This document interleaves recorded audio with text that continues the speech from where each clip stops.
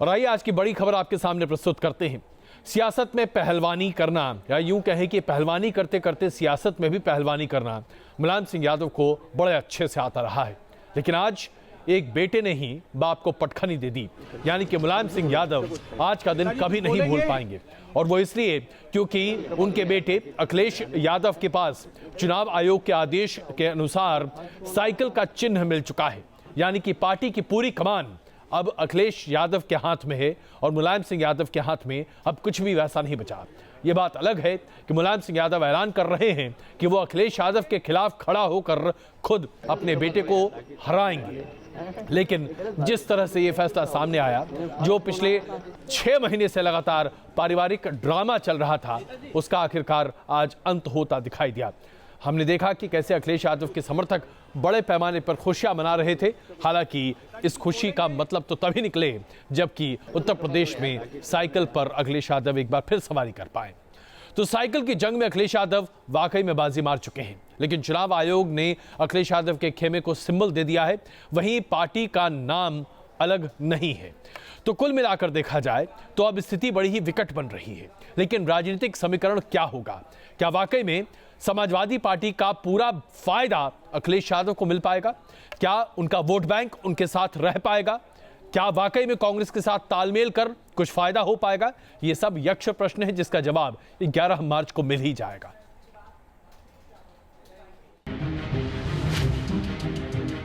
Cycle की दावेदारी में बेटे अखिलेश अपने पिता मुलायम पर भारी पड़ गए। साइकिल की सवारी कौन करेगा, इस सस्पेंस से पर्दा उठ चुका है। चुनाव आयोग का फरमान आ चुका है।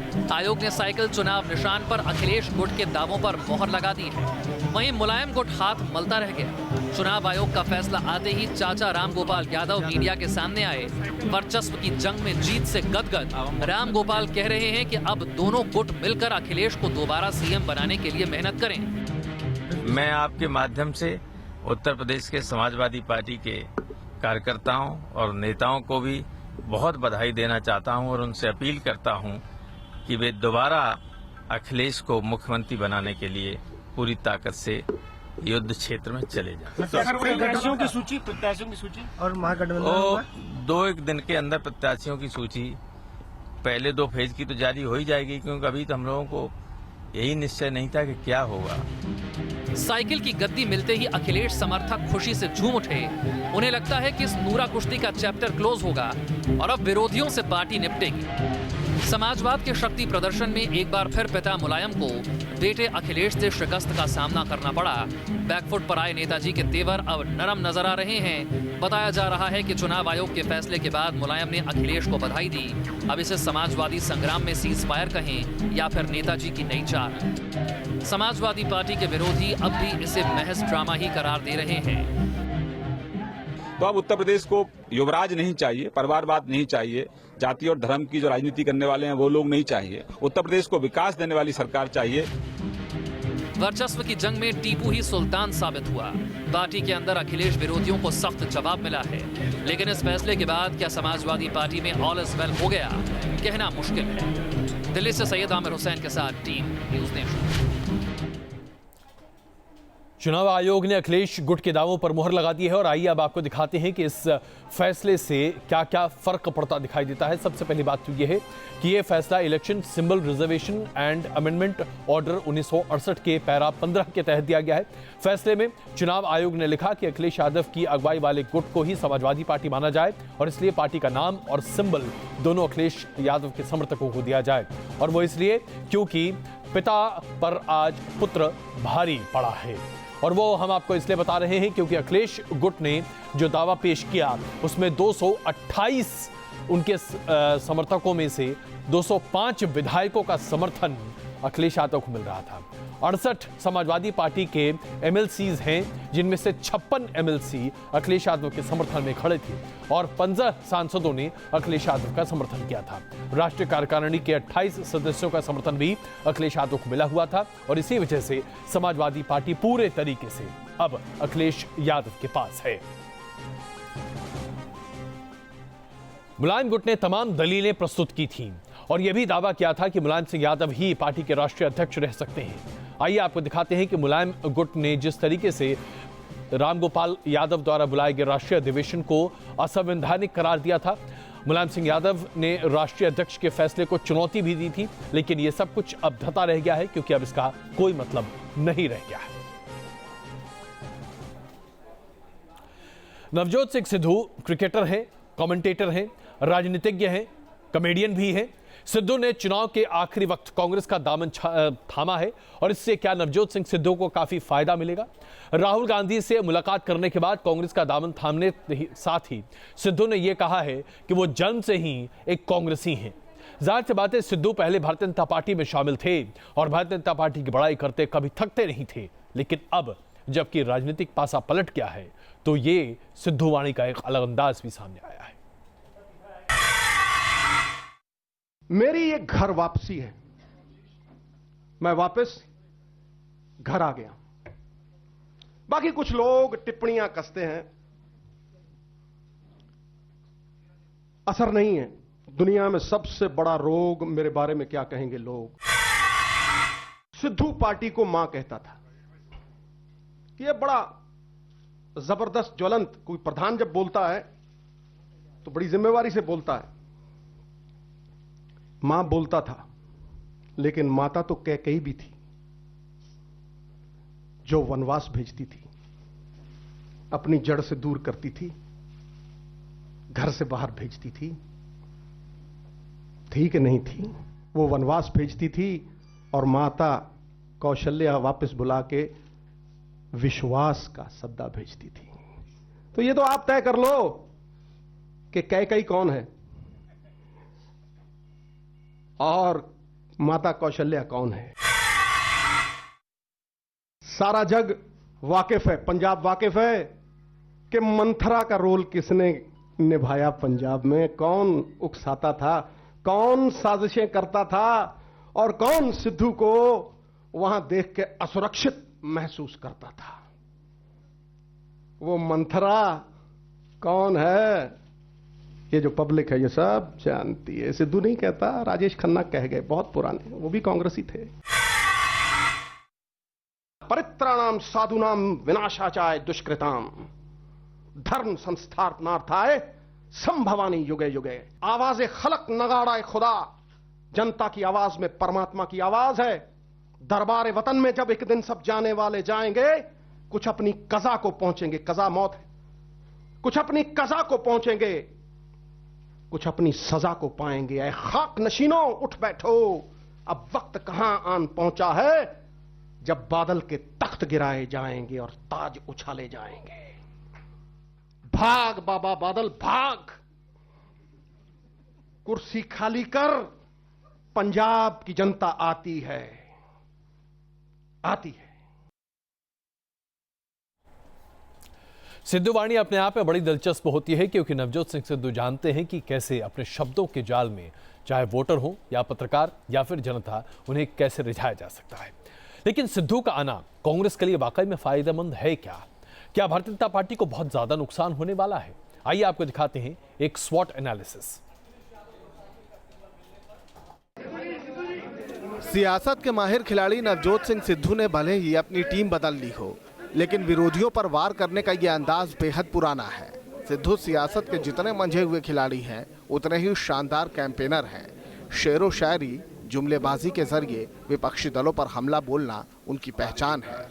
ये बात हर कोई जानता है कि सिद्धू का स्टारडम इतना ज्यादा है कि वो जिस पार्टी में रहेंगे उसके लिए फायदे के तौर पर साबित होंगे। लिहाजा कांग्रेस का खेमा गदगद है। माना जाता है कि अमृतसर में सिद्धू की खासी पकड़ रही है।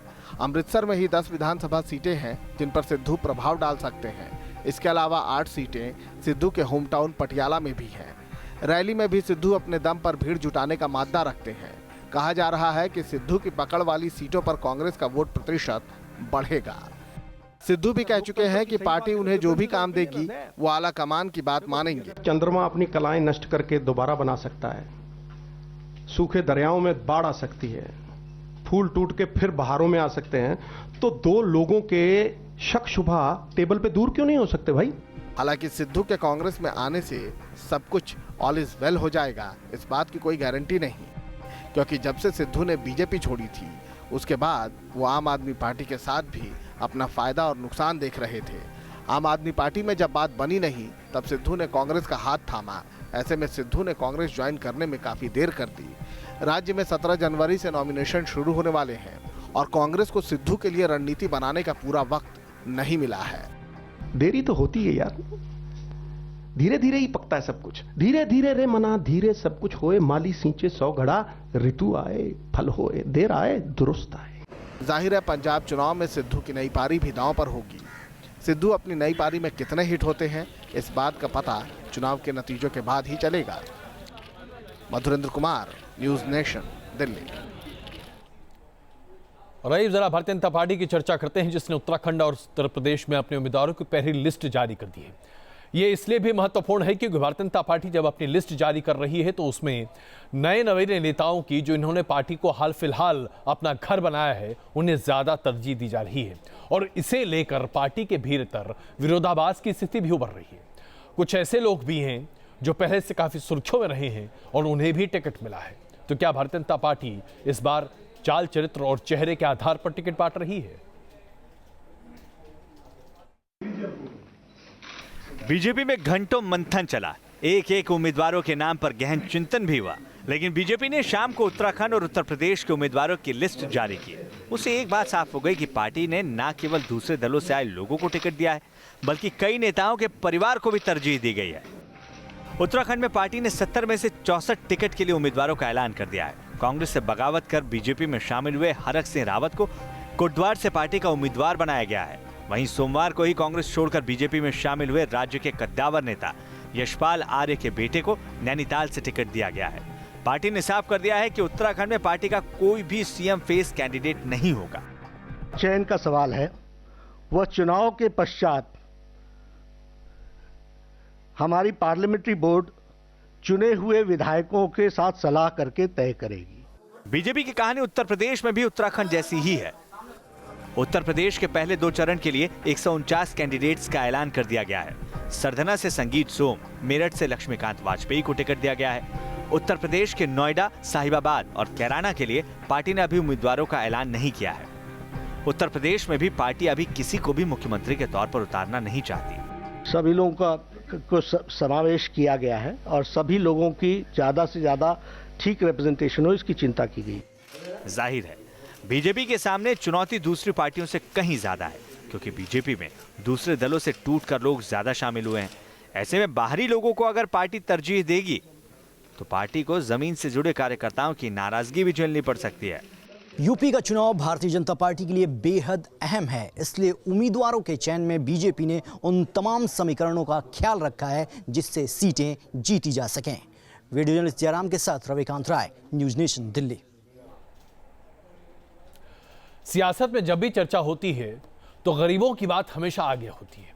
इंदिरा गांधी के जमाने से लेकर आज तक गरीबी हटाओ आंदोलन चलता ही रहा है किसी न किसी शक्ल में, लेकिन आज तक किसी भी नेता ने अपनी जेब सामने रखकर यह नहीं कहा कि देखो मेरी जेब फटी है, मैं तो बिल्कुल फक्कड़ हूं।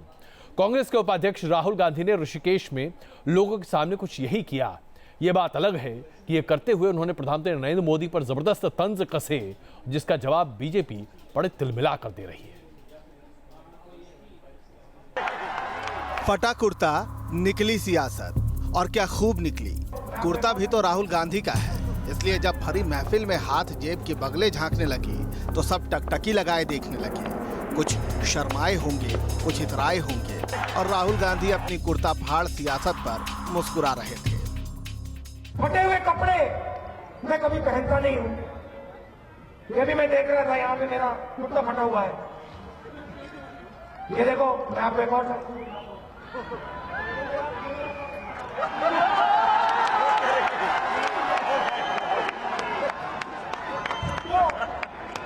तो मैं देखता हूं कि भैया मेरा यहाँ पॉकेट फटा है, ये मेरा कुर्ता फटा है, ठीक है, कुछ फर्क नहीं पड़ता।